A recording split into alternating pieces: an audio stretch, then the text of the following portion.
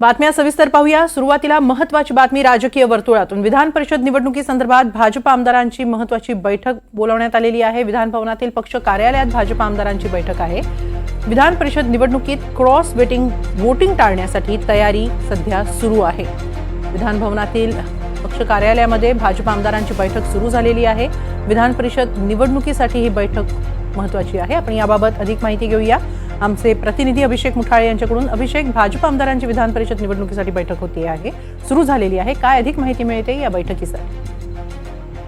एकूण बघायचं तर सगळ्याच पक्षांकडनं आता विधान परिषदेच्या निवडणुकीसाठी तयारी जी आहे ती आपल्याला होताना पाहायला मिळते आणि अशाच प्रकारे आता भाजप आमदारांची देखील बैठक आपल्याला पार पडताना पाहायला मिळते आहे।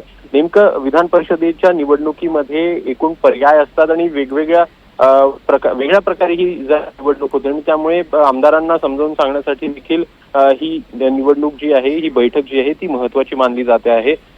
याच विधान भवनातल्या पक्ष कार्यालयामध्ये ही बैठक आपल्याला होताना पार पडते आहे। नेमकं किती जागांसाठी, किती उमेदवारांसाठी किती कोटा असावा किंवा मग सोबतच जर पाहायचं की जे उमेदवार आहेत त्यांना कशा प्रकारे मतं जी आहेत ती टाकायची, या संदर्भात देखील या बैठकीमध्ये आपल्याला चर्चा होताना पाहायला मिळणार आहे। नेमका कोटा कशा प्रकारे ठरवला जातो, कोणत्या उमेदवाराला किती मतं जी आहेत ती देण्यात येतात हे बघणं महत्वाचं असणार आहे आणि या एकूण परिषदेची बैठक पार पडताना दिसते। धन्यवाद अभिषेक, आपण दिलेल्या या सविस्तर माहितीबद्दल। विधान भवनातील पक्ष कार्यालयामध्ये भाजप आमदारांची महत्त्वाची बैठक सुरू झालेली आहे। विधान परिषद निवडणुकीत क्रॉस वोटिंग टाळण्यासाठी भाजपची तयारी सुरू असल्याची चर्चा आहे।